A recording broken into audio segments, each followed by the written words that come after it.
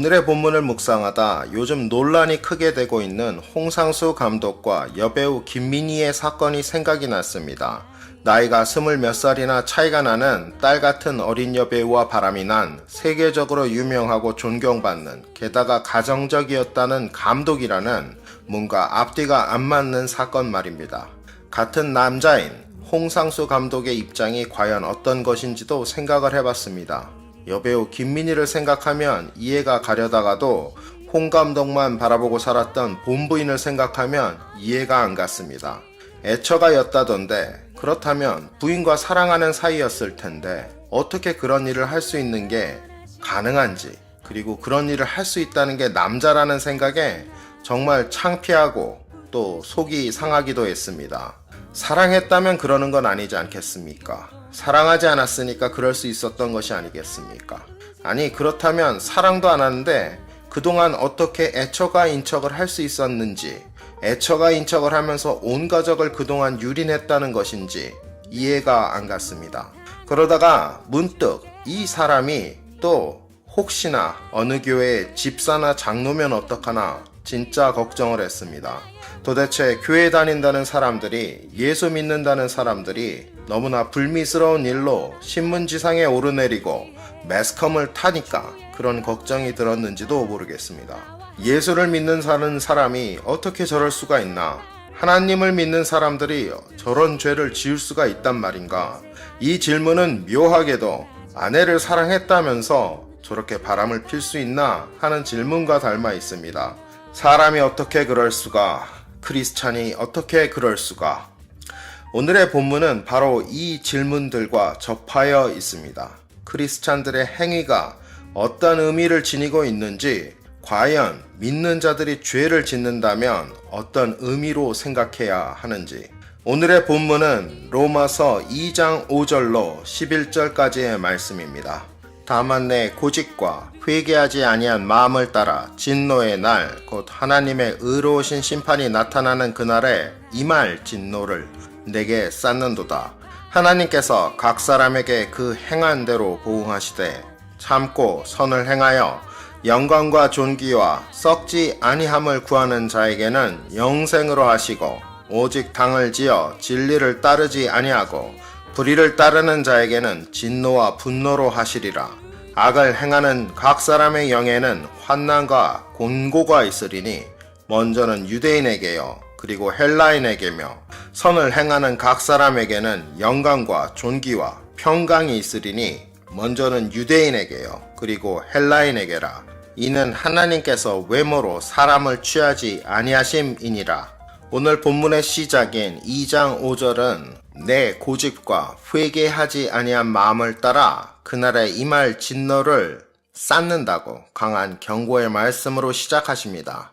여기서 고집과 회개하지 않는 마음을 따라 한다는 그 행위는 지난주에 살펴보았던 판단의 행위, 정죄의 행위입니다.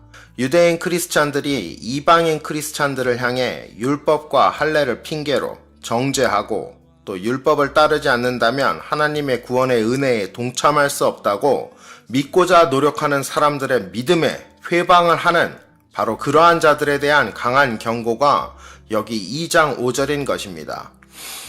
그런데 여기서 생각해 보아야 하는 것은 마지막 심판의 날에 하나님께서 그동안 차곡차곡 쌓아 넣으신 진노를 믿음의 회방을 하는 판단과 정죄의 죄를 짓는 사람들 위에 쏟아 놓으실 것이라고 하시는데, 물론 이 사람들이 잘못을 하기는 했어도 하나님을 믿는다고 나름 열심을 내는 크리스찬들이라는 것이 이해가 잘 안 갑니다.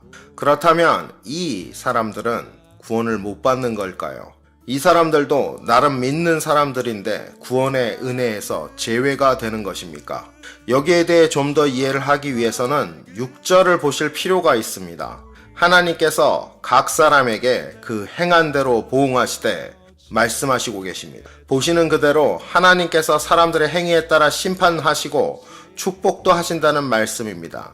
그러면 믿는 사람도 죄를 지으면 구원을 받지 못한다는 것으로 해석을 할 수도 있을까요? 생각을 해보게 됩니다. 이 말씀은 두 가지로 해석이 가능합니다. 첫째는 하나님의 구원의 용서와 죄를 향한 심판의 역사는 각각 독립적으로 완성이 된다는 것입니다. 그러니까 구원받은 자라도 죄를 짓게 되면 그 죄에 대한 심판은 구원과는 별도로 결국 하나님께서 온전히 물으신다는 것입니다. 믿음을 따라서는 죄에 대해 무한하신 용서와 또 행위를 따라서는 완전한 심판이 하나님 안에서 분명하게 그리고 완전하게 일어날 것이라는 것입니다. 그리고 또 다른 해석은 이런 죄를 짓는 사람들은 진심으로 믿는 자들이 아니었고 타인의 구원을 회방한 죄는 용서받을 수 없다는 해석입니다.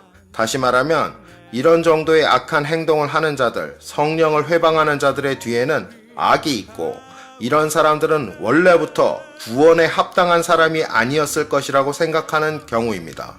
교회 안에 있을 수 있는 이단의 경우가 이런 두 번째 해석에 맞는 경우라고 하겠습니다. 좀 더 보시면 8절에 오직 당을 지어 불의를 따르는 자들에 대한 심판을 다시 말씀하시는데 이 당을 지어라는 말을 원어로 찾아보시게 되면 에리테이아스 라고 하는 말씀이고 이 말씀의 뜻은 사실은 욕심으로 라는 뜻입니다. 그러니까 당을 지어라고 번역을 한 것은 이 욕심의 결과로 드러난 행위에 초점을 맞춘 것이라면 사도 바울이 원래 강조하시고 싶으셨던 것은 이들의 잘못된 행위의 뒤에 있는 본심이었다라고 볼 수 있을 것입니다. 그래서 11절에는 이렇게 말씀하십니다. 이는 하나님께서 외모로 사람을 취하지 아니하심이라.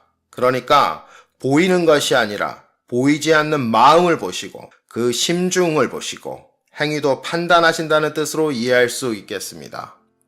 잘못된 행동 할 수 있습니다. 그러나 그 본심이 선하다면 거기에 맞는 심판이 있을 것이고 만약 악한 행동 뒤에 악한 동기와 악한 마음이 있다면 또 거기에 맞는 심판이 있을 것이라는 말씀으로 이 말씀을 이해할 수 있을 것입니다.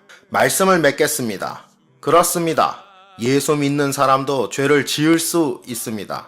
그러나 그 죄값은 하나님께서 어떻게 하시든 완전한 정의를 이루시도록 우리에게 물으실 것입니다.